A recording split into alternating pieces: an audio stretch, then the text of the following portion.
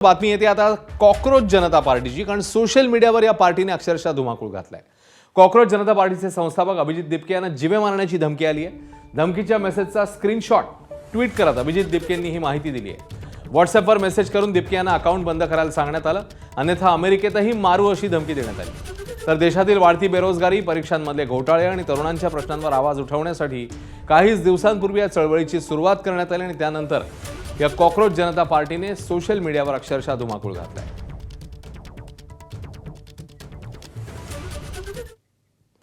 दरम्यान या सगळ्या प्रकारानंतर अभिजित दिपकेंच्या आई वडिलांना चिंता वाटते आणि चळवळ अभिजितने थांबवायला हवी असं मत त्यांनी व्यक्त केलं। बघूया। त्याला बोलून घेतलं होतं केजरीवाल साहेबांनी, तर गेलेला होता तो। तेव्हाही म्हटलं होतं नको, म्हटलं बाळा आपण काही राजकारणी लोक नाही आहेत, आपण काहीतरी सर्व्हिस वगैरे केलेलीच चांगली असते। पण त्याला त्याच्यात आवड होती, त्याच्यामुळे आमचं काही त्यांनी ऐकलं नाही।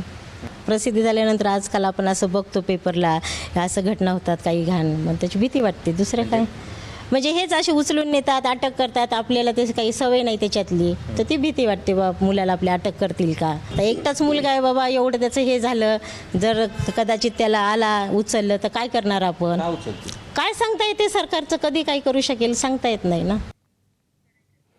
तर नीट पेपर फुटी प्रकरणानंतर कॉकरोच जनता पार्टी आक्रमक झाली आहे। केंद्रीय शिक्षण मंत्री धर्मेंद्र प्रधान यांच्या राजीनाम्याच्या मागणीसाठी कॉकरोच जनता पार्टीकडून सह्यांची मोहीम राबवण्यात येणार आहे। कॉकरोच जनता पार्टीचे संस्थापक अभिजित दिपके यांनी व्हिडिओ शेअर करत याबद्दलची माहिती दिली आहे। जास्तीत जास्त लोकांनी सही करावी आणि शिक्षण मंत्र्यांच्या राजीनाम्याच्या मागणीला समर्थन द्यावं असं अभिजित दिपकेंनी म्हटलं।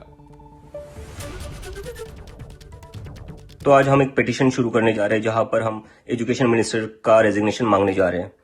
तो आप सभी लोग इसको ज्यादा से ज्यादा नंबर्स में साइन करिए और सपोर्ट कीजिए, क्योंकि अब वक्त आ गया है to make this system accountable. ये सिस्टम की गलती थी जिसकी वजह से 22 लाख से ज्यादा स्टूडेंट्स का फ्यूचर खराब हुआ है। ये सिस्टम की गलती थी जिसकी वजह से नीट के स्टूडेंट्स को सुसाइड करनी पड़ी है। तो हम चाहते हैं कि कुछ भी हो जाए, लेकिन धर्मेंद्र प्रधान को रिजाइन तो करना ही पड़ेगा।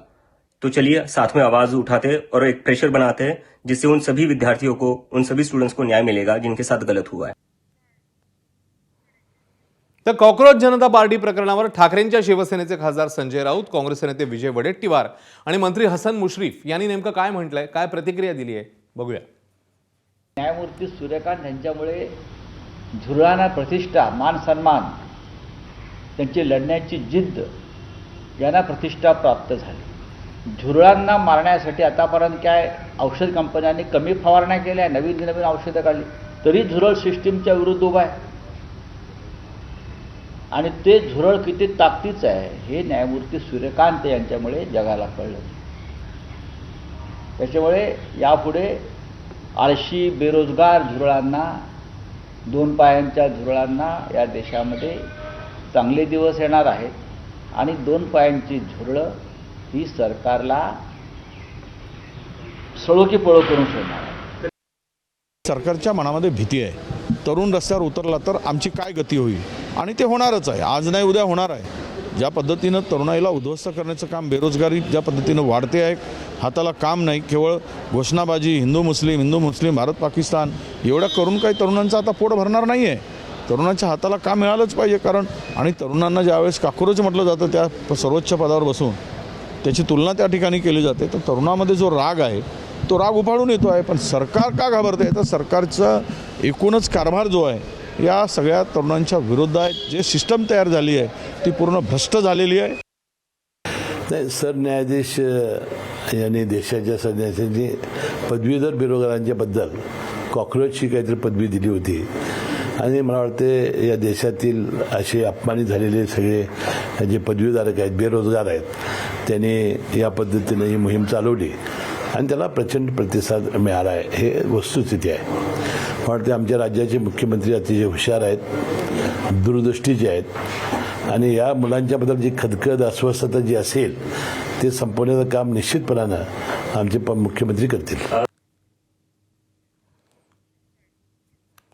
तर काँग्रेस नेते दिग्विजय सिंग यांनी कॉकरोच जनता पार्टीला एक सल्ला दिलाय। कॉकरोच जनता पार्टीच्या घोषणापत्रात 3 मुद्द्यांचा समावेश करावा असं आवाहन दिग्विजय सिंग यांनी केलंय। बॅलेट पेपरवर मतदानाची मागणी करण्याचं आवाहन त्यांनी कॉकरोच जनता पार्टीला केलं।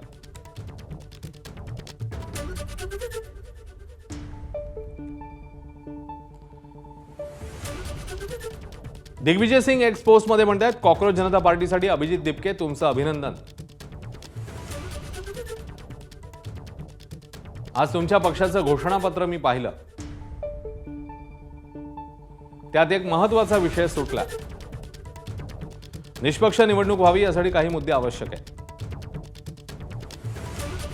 तर बॅलेट पेपरवर मतदान व्हायला हवं असं दिग्विजय सिंग यांनी म्हटलंय. बटन दाबल्यानंतर मतदाराला मतपत्रिका किंवा व्हीव्हीपॅट स्लिपची पावती देणं, जी तो मतपेटीत टाकेल. मतपेटीतील व्हीव्हीपॅट स्लिपच्या पावतीची 100% मोजणी. आपण सहमत असाल तर कृपया हे 3 मुद्दे आपल्या घोषणापत्रात समाविष्ट करा, असं म्हणतात दिग्विजय सिंग.